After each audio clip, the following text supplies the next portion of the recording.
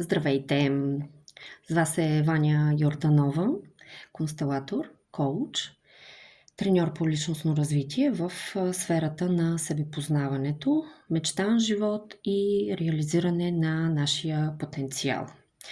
За някои от вас, които се чудите в какво сте попаднали, сега с две думички ще ви обясня. Това е един мой проект, който тази година стартира и съм го нарекла 52 седмици осъзнавания и прозрения. В рамките на 52 седмици, това е цяла една календарна година, всяка седмица ще посвещавам на определена тема, която предварително съм избрала и съм ви я представила. Първата седмица, че и втората седмица беше седмица на критиката. Тази седмица обаче се фокусираме върху един много интересен експеримент, който е наречен триъгълника на Карпман. Сега, всеки човек поне веднъж на ден попада в триъгълника на Карпман. Смело мога обаче да твърдя, че има хора, които не само, че попадат поне веднъж в триъгълника на Карпман, ами живеят и там абсолютно неосъзнато години наред. Но не го осъзнават, защото всичко това е на подсъзнателна основа. Ще се опитам обаче в рамките на една седмица да ви го обясня и да ви запозная. Затова, защото триъгълника на Карпман е инструмент за осъзнаване.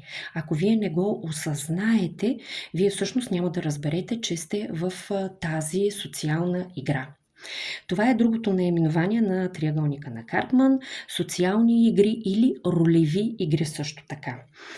Какво всъщност има в този триъгълник? Няколко основни неща. Първо, това са ролите. Всички сте чували за жертва, спасител и агресор. Но ще ви обясня с подробности какви са всъщност функциите на жертвата, на спасителя и агресора, само че в някои други видеа по-късно тази седмица. Много характерно за този триъгълник е неговата динамика. Всъщност какво представлява динамиката в триъгълника на Карпман? Това искам да ви обясня е, че всеки път ние можем да бъдем в различни роли, което означава, че аз на практика мога да бъда веднъж като жертва, мога да бъда като спасител, мога да бъда и агресор. Не, разбира се, едновременно. Това се определя и се обуславя в зависимост от хората, с които общувам и в взаимодействието, в което аз влизам.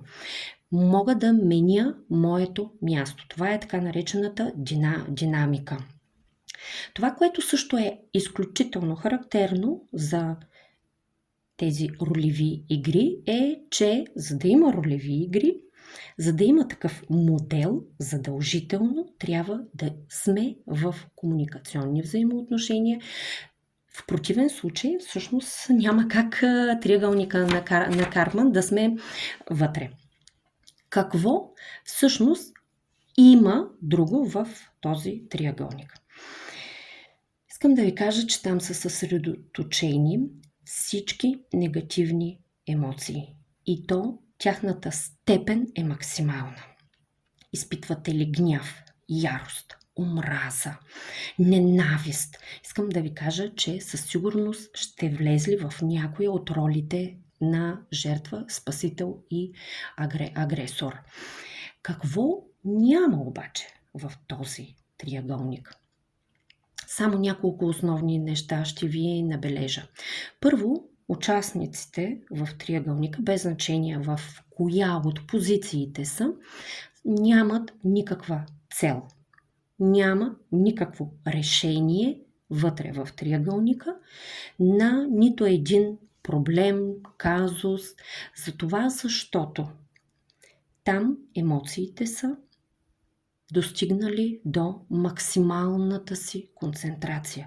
Тогава, когато ние сме в върховата форма и в пика на нашите емоции, обикновено това изключва нашия здрав разум и се оказва в последствие, че ние сме взели неправилно решение и това е така, защото ние сме се поддали на силната емоция.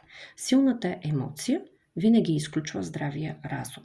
Не може едновременно да сте емоционални и да вземете решение, което в последствие да се окаже, че е правилно. В триъгълника на Карпман това е много ярък пример. Другото, което също няма в триъгълника на Карпман, е, че всъщност в триъгълника на Карпман умират всичките ви мечти. Всичките ви цели там умират. Защото всяка една от ролите изпива нашата енергия. Тя се фокусира върху проблема без решението. Извън триъгълника на Карпман, там е рамката на решението. Но вътре в триъгълника на Карпман е рамката на проблема. Ще си поговорим и за това на следващите лекции. С вас е Ваня Йорданова.